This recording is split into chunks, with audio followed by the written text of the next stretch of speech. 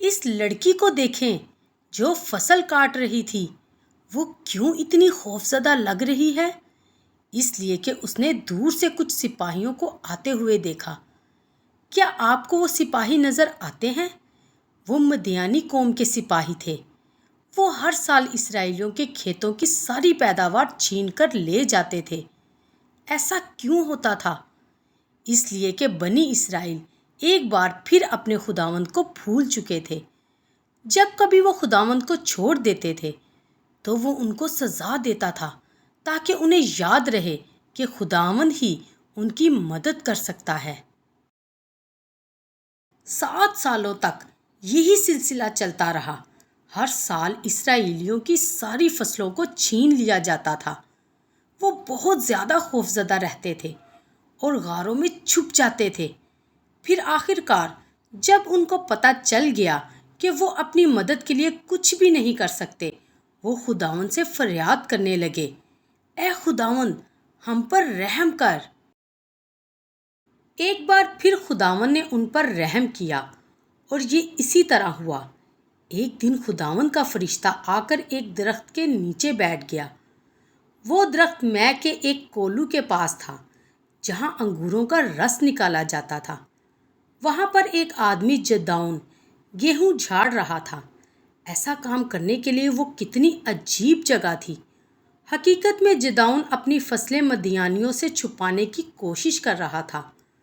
خداوند کے فرشتے نے جدعون سے کہا، اے زبردست سورما، خداوند تیرے ساتھ ہے۔ جدعون نے جواب دیا، اے میرے مالک، اگر خداوند ہمارے ساتھ ہے تو ہم پر یہ سب حادثے کیوں گزرے؟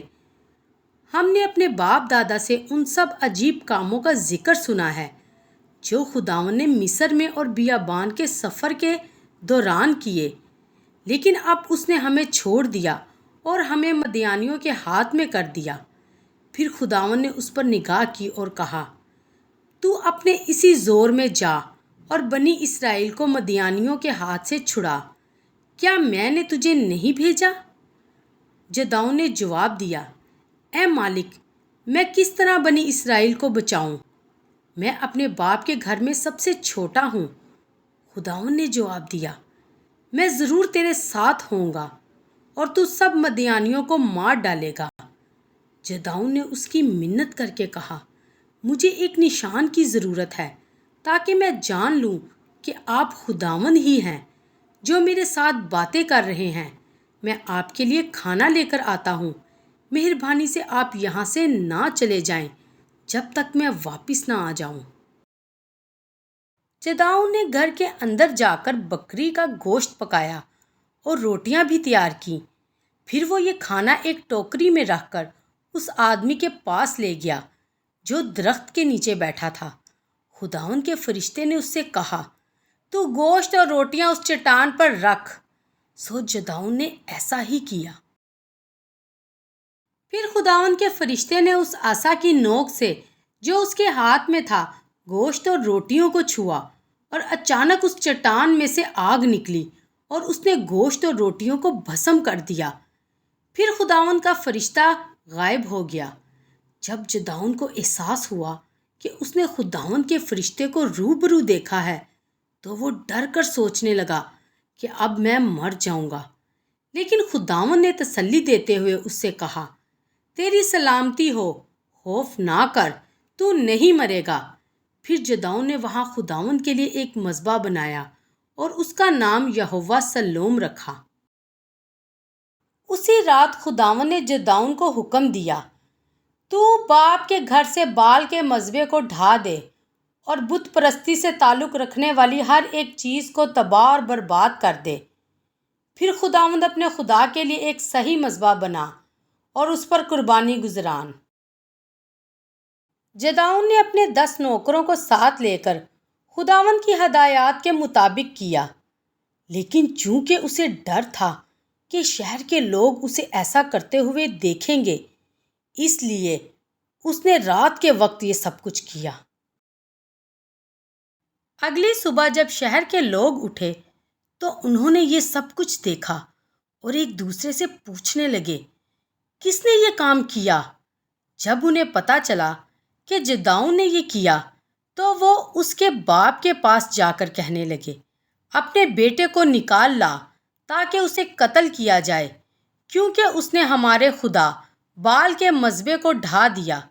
جداؤن کے باپ نے جواب دیا، اگر بال سچا خدا ہے تو وہ خود اس شخص کے ساتھ اپنے لیے جھگڑا کر سکتا ہے اور وہ خود کچھ کرے گا، لیکن کچھ بھی نہیں ہوا، کیونکہ کوئی بت سچا خدا نہیں، صرف ایک ہی خدا ہے، یعنی وہ خدا جس کی پرستش جداؤن کرتا تھا۔ تو آپ اپنے بارے میں سوچیں، آپ کس کی پرستش کرتے ہیں؟ کیا آپ کو یہ سارے خیمے نظر آتے ہیں؟ مدیانی اور دوسرے دشمن پھر سے اسرائیل میں آ گئے تھے۔ جداؤن کو معلوم تھا کہ خداوند کیا چاہتا ہے کہ وہ کریں، اور اس نے بہت سارے آدمیوں کو مدد کے لیے اپنے پاس بلایا۔ جداؤن ابھی تک ڈرتا تھا اور اس نے خدا کی طرف سے ایک نشان مانگا۔ اس نے کہا، اے خدا، اگر تو اپنے قول کے مطابق میرے ہاتھ کے وسیلے سے بنی اسرائیل کو رہائی دے گا تو مجھے ایک نشان دے، میں بھیڑ کی اون زمین پر رکھ دوں گا، سو اگر اوس صرف اون ہی پر پڑے اور آس پاس کی زمین خشک رہے تو میں جان لوں گا کہ تو اپنے قول کے مطابق بنی اسرائیل کو میرے ہاتھوں کے وسیلے سے رہائی بخشے گا۔ اور بالکل ایسا ہی ہوا۔ اگلی صبح جداؤن اٹھا، اس نے اس اون کو دبایا اور اس میں سے اوس نچوڑی اور پیالہ بھر پانی نکلا۔ جداؤن نے نشان کے بغیر ہی خداوند کے کہنے پر بھروسہ کیوں نہیں کیا؟ کیا آپ خدا پر مکمل بھروسہ رکھتے ہیں؟ اس نشان کو دیکھنے کے بعد بھی جداؤن ڈرتا تھا۔ اس نے خدا سے کہا، تیرا غصہ مجھ پر نہ بھڑکے، میں صرف ایک اور بار اس اون سے آزمائش کر لوں۔ اب صرف اون ہی خشک رہے اور آس پاس کی سب زمین پر اوس پڑے۔ اور اسی رات خداوند نے ایسا ہی کیا، صرف اون ہی خشک رہی اور ساری زمین پر اوس پڑی۔ خداوند کتنا مہربان ہے اور رحم اور صبر سے بھرا ہوا ہے۔ اب جداؤن جان گیا کہ وہ خداوند پر مکمل طور پر بھروسہ رکھ سکتا ہے۔ اب وہ خداوند کا حکم ماننے کے لیے تیار ہو گیا تھا۔